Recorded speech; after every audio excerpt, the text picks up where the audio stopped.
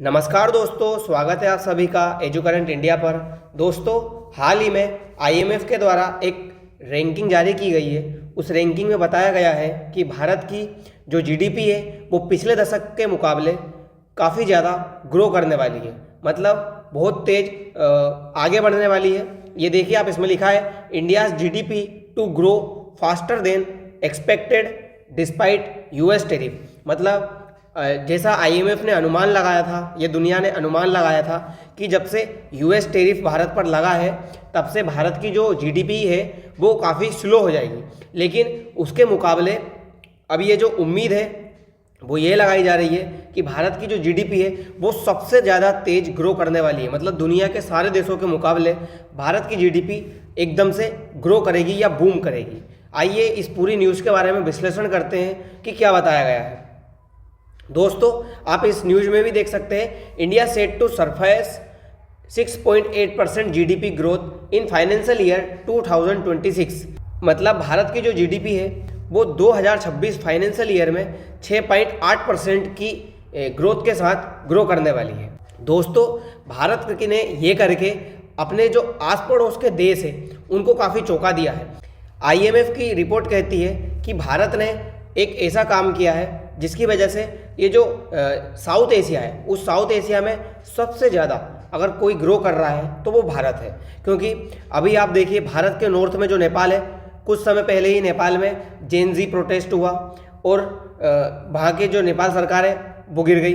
वहीं दूसरी तरफ देखिए, अब बांग्लादेश में भी प्रोटेस्ट हुआ, तख्ता पलट हुआ और सरकार गिर गई।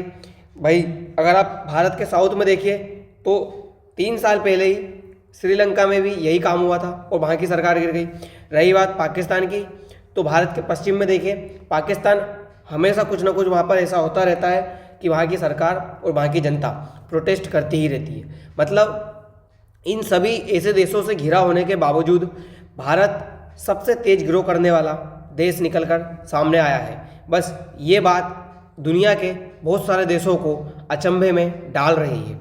दोस्तों, जो इंडिया के इकोनॉमिक्स चीफ एडवाइज़र है जिनका नाम वीए नागेश्वरन है, उन्होंने कहा है कि 2026 फाइनेंशियल ईयर में भारत की जीडीपी 6.8% के हिसाब से तेज़ी से ग्रो करेगी।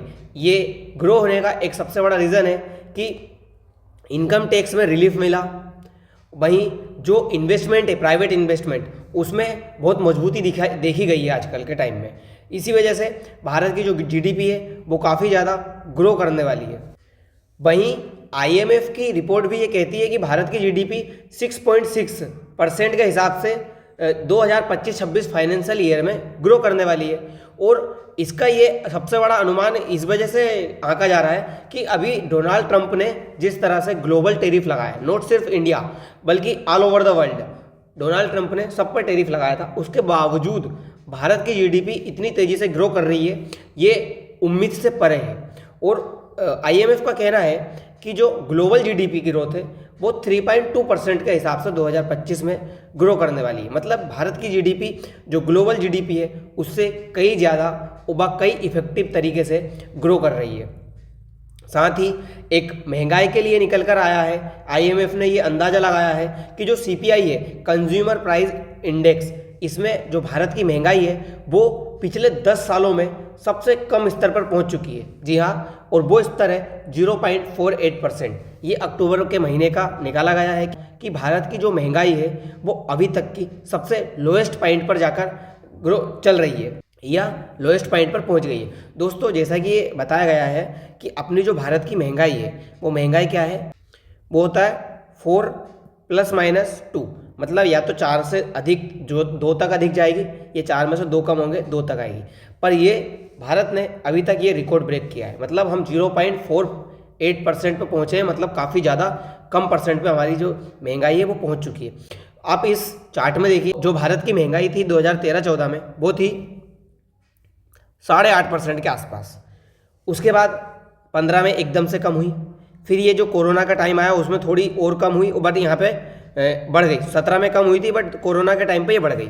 पर फिर जैसे ही अभी ये ऊपर नीचे चलती रही है, लेकिन ये अभी तक के अपने सबसे लोएस्ट पॉइंट 0.48 पर 2025 के अक्टूबर महीने में पहुंच चुकी है, जैसा कि आप इसमें चार्ट में देख सकते हैं। वहीं अगर देखा जाए कि जो भारत की इन्फ्लेशन रेट है वो महीने के हिसाब से देखें तो वो क्या है, ये है रूरल यानी कि गांव वाले क्षेत्रों में, ये अर्बन यानी कि शहर वाले क्षेत्रों में।